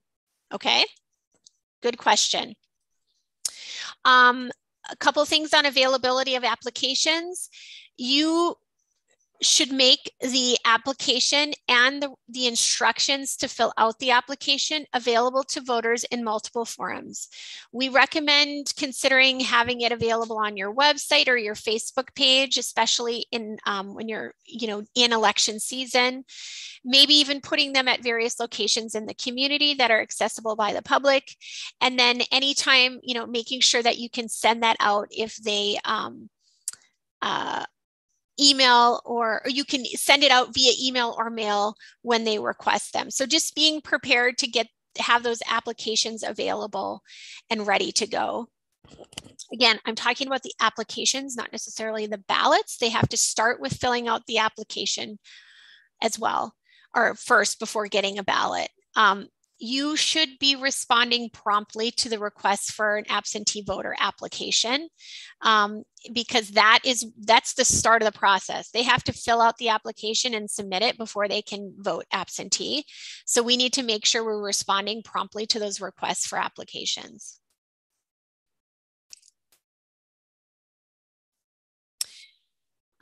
When completing the application, the applicant has to indicate the type of North Dakota ID type that they're using. The acceptable forms of ID are the same that are acceptable for in-person voting. Okay, so it's the same identification for voting in person on election day is the same for completing the application. Military voters can use their military ID. They can use, and these, I don't know how often this is happening for school elections, but military voters can use military ID. If you have North Dakota residents voting outside of the US, they can use their passport. Another option is to have an attester attest to their identification. There is a process for that. This is all set forth on that state form. That's why I highly recommend utilizing that application, that state form for the absentee voter application. So if somebody's asking for that application, send them the state form application. Once the voter completes the application, they can return that application to the school business manager in multiple ways. They can deliver it to you personally in the office. If you have Dropbox locations outside of the district office, that's something they can return those applications to. They can return it by fax, electronic mail. The key here is that, you know, if you are receiving those applications in these various ways, that you're promptly responding to those applications, or that you're paying attention to make sure you're keeping track of those applications. I do still, even though we're, I guess, somewhat moved on a bit from COVID, I still strongly encourage districts to consider having Dropbox locations to accommodate personal delivery of not only applications, but ultimately absentee ballots when the election is ongoing. It just provides another location for voters to return those materials to the school business manager. The key here, though, is that those Dropbox locations should be secure, excuse me, and monitored frequently, so that you are not only making sure that they maintain security, but also that you're checking if people are returning applications, and then you're responding to those applications promptly. We do have a chain of custody procedure if you're using Dropbox locations. That's what that's what this looks like. We have those recommended procedures to maintain the chain of custody. If you're using Dropbox locations, that is attached to the handbook if you have a handbook.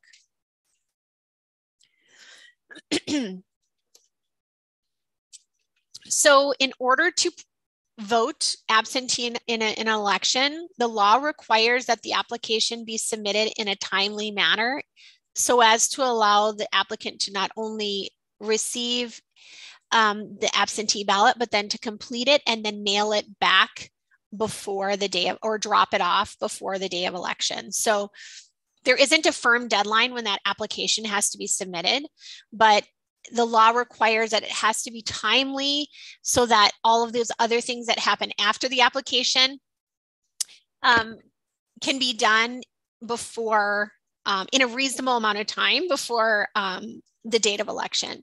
So if you get an absentee voter application on the day before the election, it might not be possible for you to process that, and then for the voter to get the ballot and process it and complete it and return it timely. So the law does account for that in a bit, but it's really going to depend on the specific circumstances. I think I just recommend that you process those applications. Once you have a ballot prepared, process those applications as soon as reasonably possible. If you have an incomplete application, you are required to return that to the applicant for completion and resubmission. Timing is going to play into that as well as election day approaches, but do your best to comply and to respond to those as quickly as possible. Are you required to notify the voter that the applicant was received too late? No, the law actually doesn't require that for applications. There is a notification requirement if an absentee ballot is not counted. Ultimately, by the canvassing board, you are required to provide that notice to the voter, but notice that the application received too late is not a requirement. Can someone come to the school office during school business hours and request to vote via absentee in person as long as they have filled out the proper paperwork? So yes, they can complete the application. So they have to complete the application and submit the appropriate information before they're allowed to vote absentee. So they can fill out the application and at the school office and provide it to you. Does that mean then that you have to give them an absentee ballot right there? no, you can process it while they're waiting there. If it works out in the time frame, again, they can apply at any time during the election year. So you may not have the ballots prepared yet when you receive the application. So you can't process that. You can't provide them a ballot when the ballot hasn't been prepared yet. So it might depend on timing. I guess you're not necessarily required to immediately provide a ballot. You are allowed some time to process the application to make sure that it's filled out appropriately. Applications are open records, except that the date of birth and identification number and any supplemental documentation that might be provided is confidential. So you would need to redact that out, but the applications are actually open records. I've actually gotten that question a couple of times. So it's something that people I think are surprised about.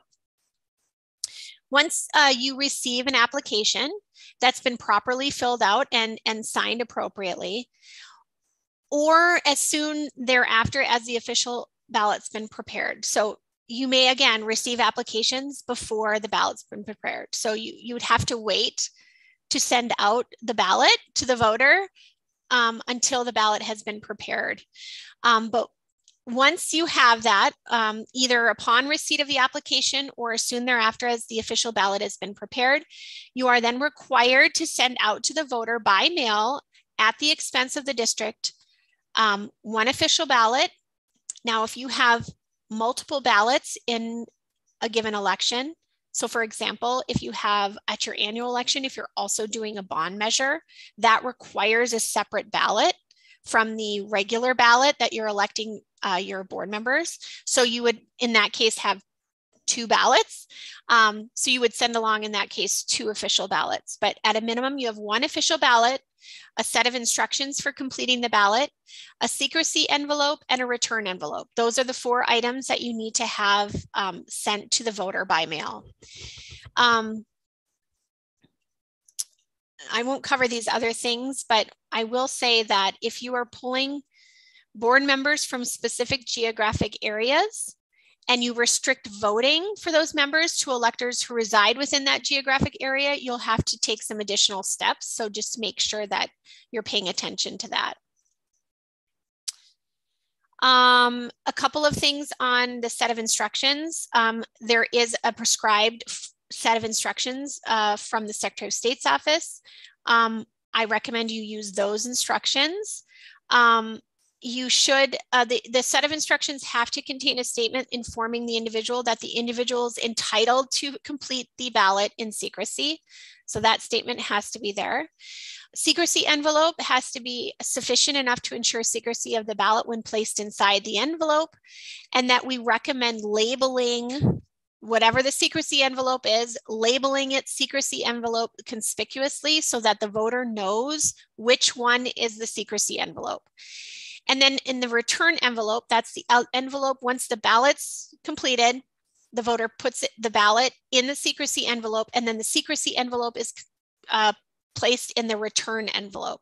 The return envelope must have your official title and your post office address. And by I mean business manager on the front.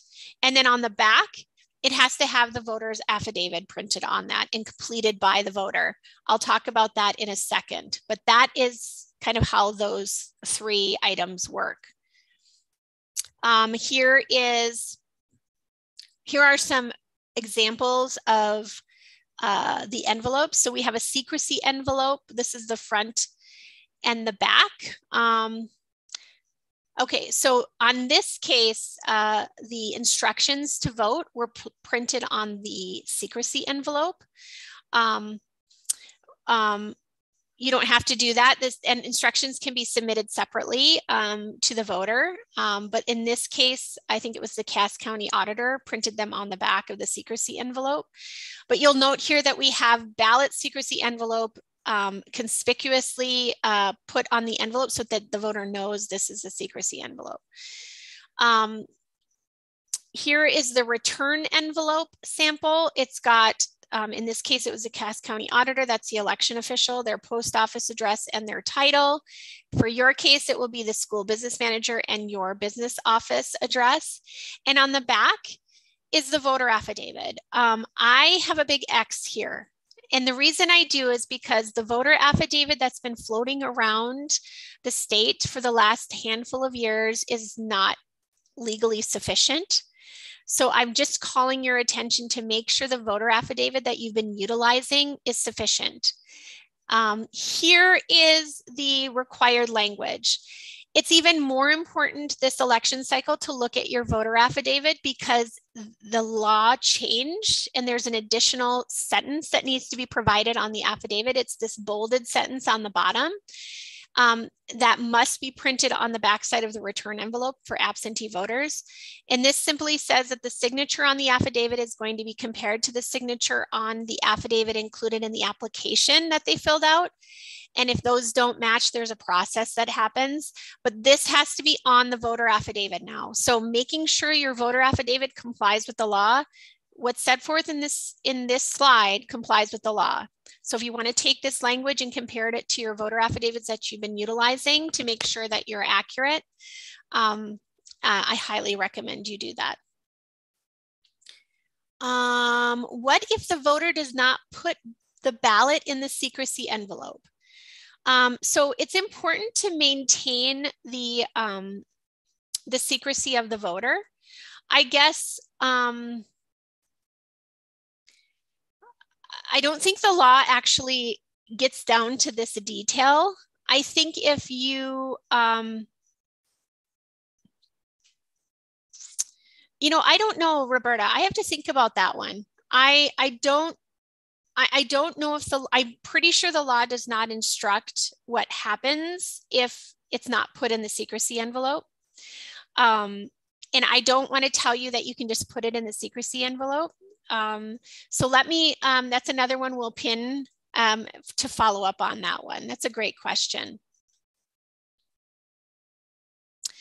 So in order to properly,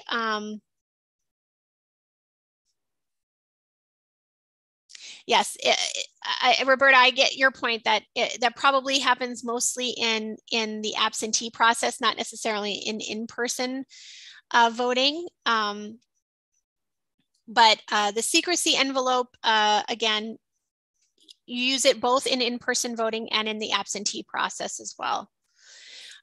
In order to return the ballots to the school business manager, they have to either be postmarked no later than the day before the election, or they need to be delivered to the school business manager anytime before 5 p.m. the day before the election. So they can be mailed back or they can be delivered, but there are final deadlines by which they need to be returned, either postmarked no later than the day before the election. So then you might be receiving them after the election day, or they have to be hand delivered to the business manager before 5 p.m. the day before the election. So those are the deadlines. If you have a ballot that has no postmark or that postmark is illegible, it has to be received by mail by the business manager prior to that canvassing of the school by the school board on canvassing night. So if it's not received by canvassing night, then it's not counted regardless. If you can't read the postmark or it's illegible, it doesn't include a postmark or it's illegible. It still must be received by mail by the business manager prior to the school board meeting on canvassing night, which happens again on the 13th day following the election. Any envelopes that are received after that, with a postmark after the date of the election or after that canvassing meeting, if it doesn't have a postmark or you can't read the postmark, cannot be counted in the final results, okay? So once you receive that return envelope timely, you immediately attach the application from that absent voter to the return envelope, and then you file that along with the other absentee ballots received for the election, and then they can await for processing. You want to make sure that those are stored in a secure fireproof location until you are ready to process them in advance of the election. So when can you process those absentee ballots? This is another change that happened in the law this last session. Now, at any time beginning 3 business days before the election, you can start processing those absentee ballots. And you have up until the closing of the polls on election day so that they can then be counted in the judges count, the ones that are received. They can be counted in that judges count and canvass on election night.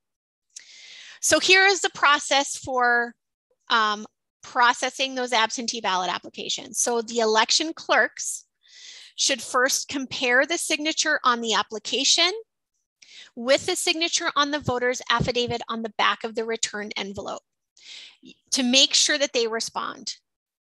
If the applicant is a duly qualified elector and has not yet voted in the election, then the clerk will then open the return envelope, being careful again not to destroy the affidavit, the voter affidavit that's on the back of that return envelope. And then the clerk will record in the poll book that the elector has voted. And then the clerk will then take out the secrecy envelope from the return envelope. And that secrecy envelope is what contains the ballot. Do not remove the ballot yet from the secrecy envelope at this time. So that's kind of how you get to that point. And it's recommended that the clerks complete that task for all of the ballots received before moving on to the next step.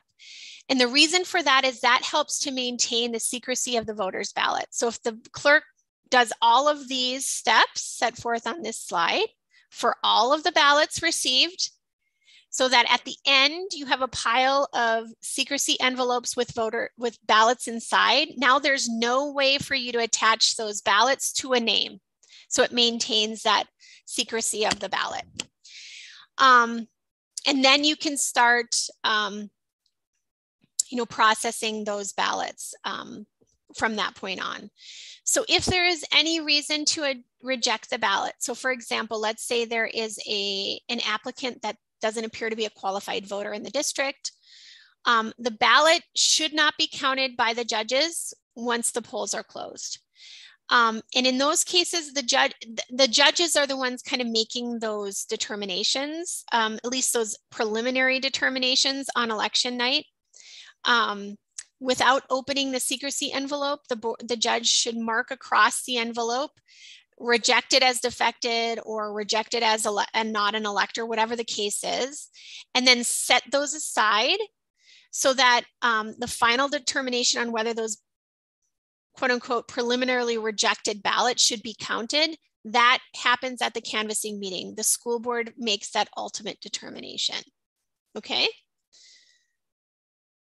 Where can we get the return envelopes with the correct affidavit statement printed? Patty, you can jump in here if you want, but ultimately the school district is responsible for essentially printing the return envelopes. I think the Secretary of State's office was providing an affidavit, a voter affidavit for a number of years that wasn't in compliance with the law. So I guess I would just recommend that each district, each school business manager, make sure that your return envelopes are printed with the proper voter affidavit on the back. I used to just print my own. Yeah. I think that's the best way. Then you can make sure that all of your documents and materials are accurate.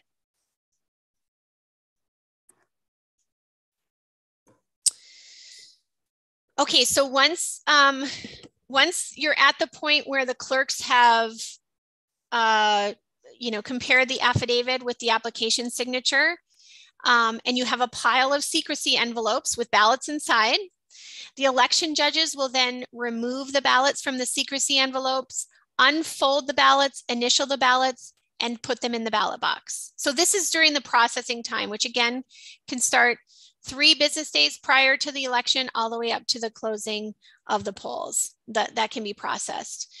The votes from the absentee ballots cannot be counted until the polls have closed and the judges are doing their count and canvass on election night. So you might be processing these and depositing them in the ballot box, but they can't be tallied or counted until after the polls close on election night. And they're canvassed and counted along with the rest of the ballots voted in person on election day by the election judges. So the absentee ballots that are processed during that pre-election time frame can be included in the count of the election judges on election night, assuming they haven't been set aside as defective or a non-qualified elector or something like that. Those ones are not counted in the judges count. Those are set aside for the canvassing meeting. If we just have 1 or 2 absentee ballots, do we handle them differently to retain secrecy? No, I would follow the same process. Obviously, when you only have 2, that's why we separate the clerk's responsibilities and the judge's responsibilities. So the clerks are the ones that are compare the signatures on the affidavit and the application, and they should do that for all the ballots.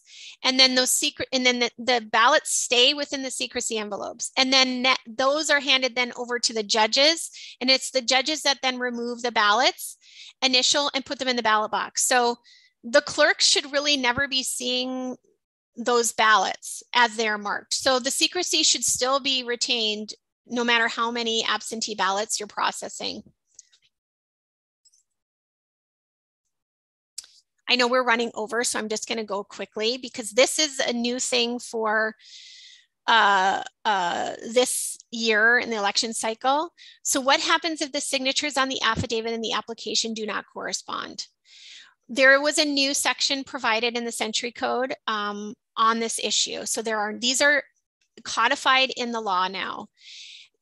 If the signatures do not correspond, you are required as the election official to notify the absent voter that the signatures do not appear to match. The notification must be in writing, and it has to include instructions by which the voter can confirm the validity of their signature. It has to include a statement that verification is required before the ballot may be counted in the election. It has to include the date and time of the canvassing board meeting, because that's when the confirmation or the verification has to occur by, and a statement that it has to be completed before the close of the meeting of the canvassing board. So this is a new requirement set forth in the law that school business managers, as the election official, you're responsible for this piece of the process. The voter can essentially verify their signature in a couple of different ways. They can do it in person, or they can do it by written communication. If they do it by written communication, they have to include a copy of the ID that they used when they applied for the ballot in the first place. Okay. If they do not have that ID, that's not a proper verification. If they do it in person, they have to bring the ID that they used to apply. The business manager should make a copy of the ID that they utilize and include that with the application in the ballot when you're providing that to the canvassing board. Okay. If the signature is properly confirmed by the voter, then the board is required to include that ballot in the final canvass on canvassing night.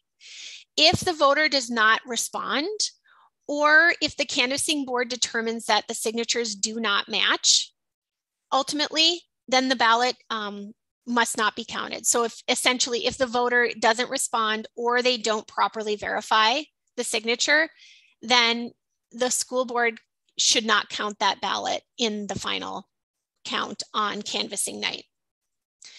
All voters whose absentee ballots were not counted must be sent a notice explaining why the ballot was rejected and the reason, or that the ballot was rejected and then the reason for that rejection. So these are some new obligations that you have to follow. Those of you that attended the election training last year, I recommended that you do that for that election last year. So you may have already done this last election cycle, but this is now codified in the law. You are required to do that. This is another thing to record in the minutes of the canvassing meeting. The signature verification process, the manner and number of attempts that you did to contact the absent voter to verify that signature.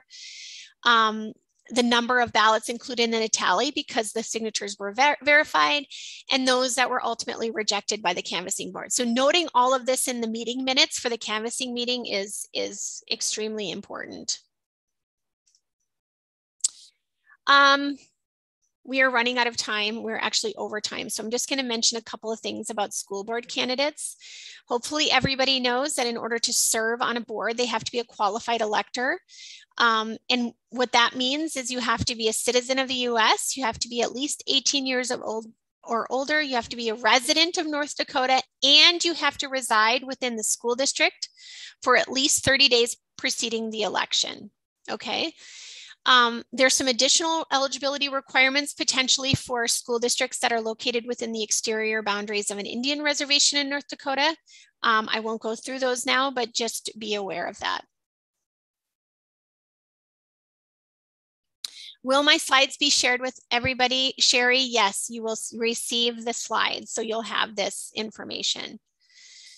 A couple of things, if you have an individual that does not meet the qualifications for office, if they're ultimately elected, they can't take the seat because they're not eligible. So the eligibility is determined if they're elected, not when they're filing to be a candidate. So if you know that the person does not meet the eligibility requirements, but they're still filing to be a candidate, you can tell them when they submit their paperwork, hey, I don't think you're eligible.